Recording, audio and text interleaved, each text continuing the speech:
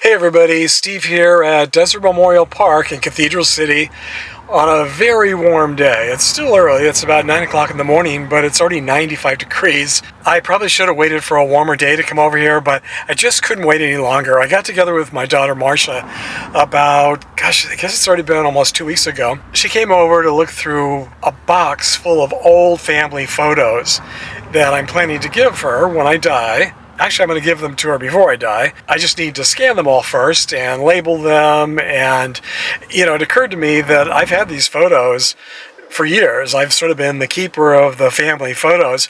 And I know who everybody is in the photos, except for the group of photos that I don't have a clue who they are. But for the most part, I know who everybody is in the photos, but they're not marked on the photos. And so I'm going through and indicating on every photo who the people are, so that when I pass these down to Marcia, she'll know who they are, because she really doesn't know who most of the people in these photos are. Some of these photos go back 100 years. I barely remember who some of them are. Now, we were looking at this one photo of my great-grandparents on my mom's side. It was a photo taken on their 50th wedding anniversary, and I remember being there. I was very young. This was the mid-1960s. It took place at my great-grandparents' house in Southern California, and because it was such a special anniversary, all of the siblings came to town. Now, most of the siblings already lived in Southern California. Now, fortunately for them and for me and for everybody, my great-grandparents' kids, and they had 8 of them, mostly all lived in Southern California. Only 2 lived out of the area, and I didn't really know that at the time, because I just thought they all lived in Southern California, and I thought they all lived in the same neighborhood. It seemed like every time we would get together for a family reunion, which was at least a couple of times a year, it would be held at a big park because we had such a huge family, uncles and aunts and nephews and nieces, and just went on, and grandparents and great-grandparents. It was really a fun way to grow up. I loved it. I just loved having such a huge family. But, I was very young for much of it, and so a lot of the uncles and aunts that were around all of the time, I knew all their names, of course. I knew them very well and spent a lot of time with them. But there were 2 uncles that I remember their names, and I remember them sort of, but I don't really remember. I kind of remember what they looked like, but I couldn't tell you. So we were looking at this photo, and I was trying to explain to Marcia. I was naming everybody in the picture, and all of the my great-grandparents and all of their children, which would be my great uncles and aunts. And that's when I realized that 2 of the men in the picture, I didn't know which one was which. So my Uncle Raymond and my Uncle Roy, I knew 2 of the men there had to be them because they're the only ones that I didn't totally recognize. Everyone else I knew exactly who they were. And so then Marcia started doing a little bit of research. She's really into genealogy and ancestry, and she has a membership in all of the different genealogy and ancestry websites and newspapers and census data. So she started looking to find out about these 2. So I knew where everybody else was buried. And then I looked on Find a Grave, because I use Find a Grave mostly. And I noticed that my Uncle Roy and my Uncle Raymond had a Find a Grave memorial page, but no photo. And my Uncle Roy didn't have a Find a Grave memorial page. So we started doing a little bit more research, a little bit more investigating, started, going online, looking at various things and trying to track them down. I knew I had an Uncle Raymond and an Uncle Roy, and I just couldn't remember which was which in the picture. So this picture was this big mystery, and we spent most of the day trying to figure out who was who. We're still not exactly sure, but somehow Marcia was able to look at the Ancestry website. I think it was the Ancestry website or Family Search website.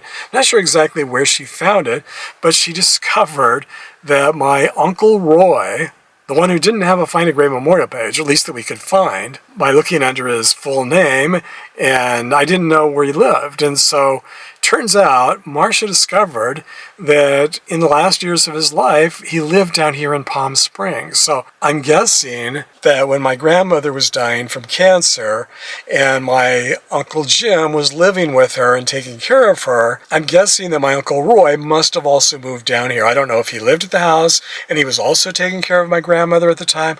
I don't remember him being here then, but he might have been living down here. And then it turns out he died just 5 years after my grandmother. here. Turns out, Marcia, who discovered that my Uncle Roy is buried right here at Desert Memorial Park Cemetery in Cathedral City, in the same cemetery as my grandmother. He's been here for nearly 50 years now, his gravesite, and I never knew it. I never knew where he was buried. I mean, isn't that crazy that he was right here under my nose? This is the last place I ever would have looked for his gravesite. And when I did a search for him on Find a Grave, it didn't come up, and he wasn't linked. That was the thing that I also found really strange, is that his Find a Grave memorial page wasn't linked to all the other siblings. Now, years ago, I went through on Find a Grave and I added everyone. I actually had to add a couple of memorials for my grandmother's brothers and sisters, the ones who didn't have Find a Grave memorial pages.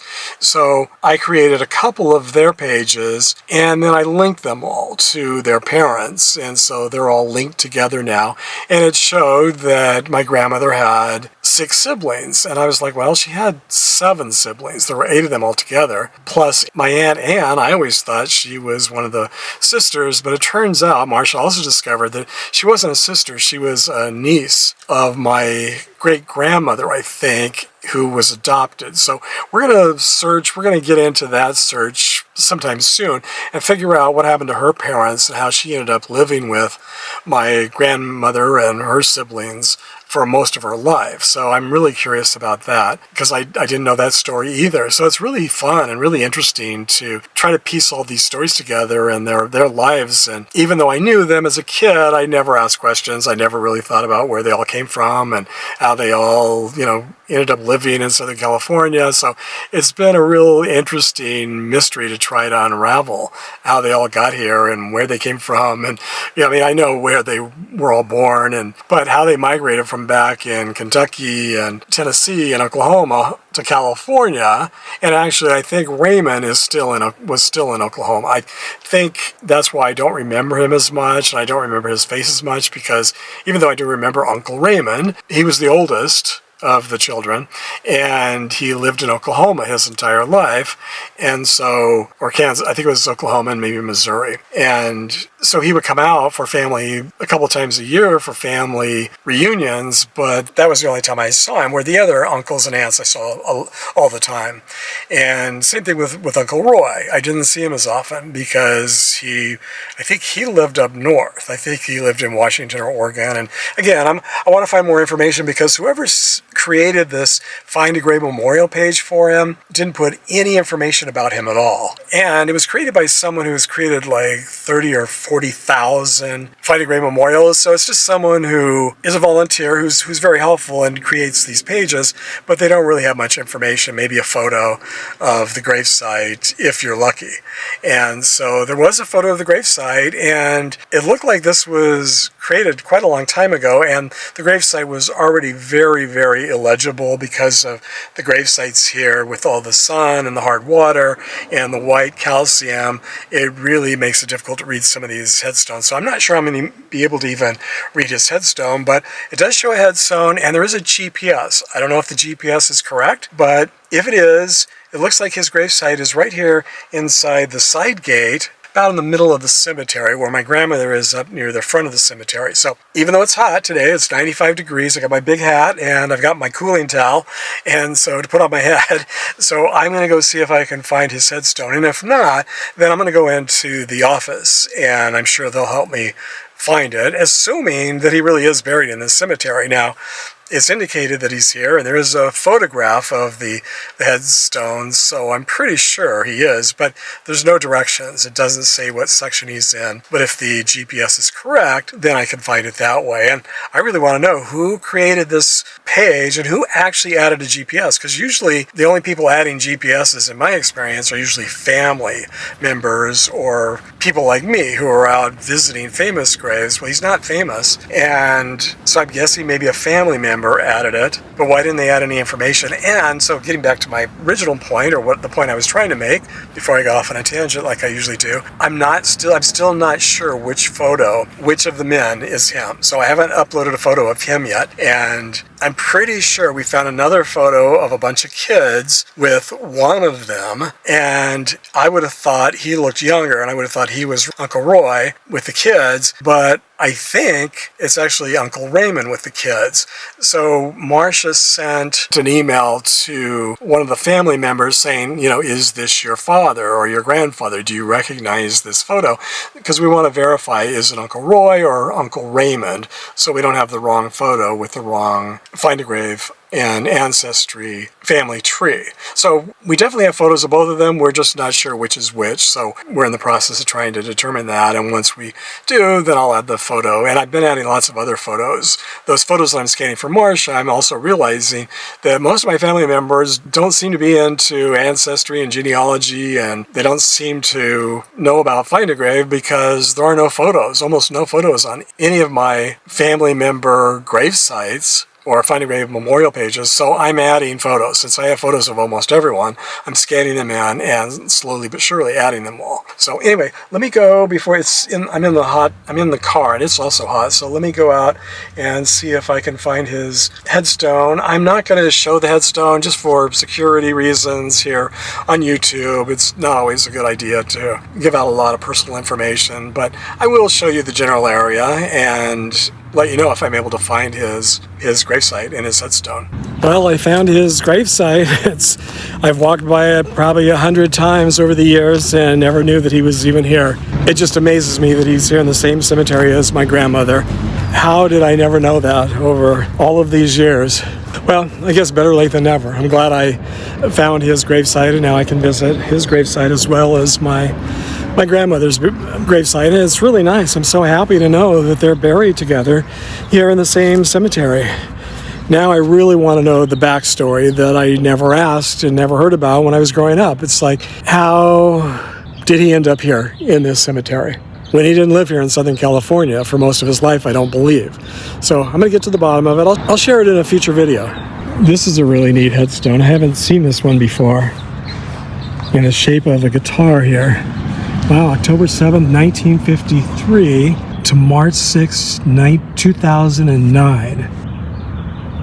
What does that say? You'll always be loved by your kids, brothers, sisters, and many more. Rest in peace, Sergio Calderon. Loving memory of our father. Okay, I wonder if Sergio was a professional guitarist or musician. I'm going to take my walk here today and get my steps in here in the cemetery and try to stay in the shade. There are a lot of trees here in the cemetery, which is nice, so if I can stay mostly in the shade, it's not too bad. There's a little bit of a breeze, so it's actually feeling really good right now. It's 95 degrees out in the sun, but here in the shade it feels pleasant, 75 to 80. Feels really nice. So I'm just going to hop from one shade tree to another and get my steps in today. So I'm really glad that I was able to find my Uncle Roy. Gosh, that makes me very happy. Has that happened to any of you doing your family trees and your ancestry and genealogy searches? You found a long lost relative buried like right in front of your nose, right in your local cemetery. I mean, as you know, if you've watched this channel before, this is the cemetery where my ashes will be interred one day, and my grandparents are here. And I'm happy to know that I have another relative, my Uncle Roy, is also here in this cemetery. Feels nice to have more family members all together for some reason. I don't know, I'm kind of crazy, but anyway, so as always, thanks for sharing the memories, everybody, and I will hope to see you all on my next video.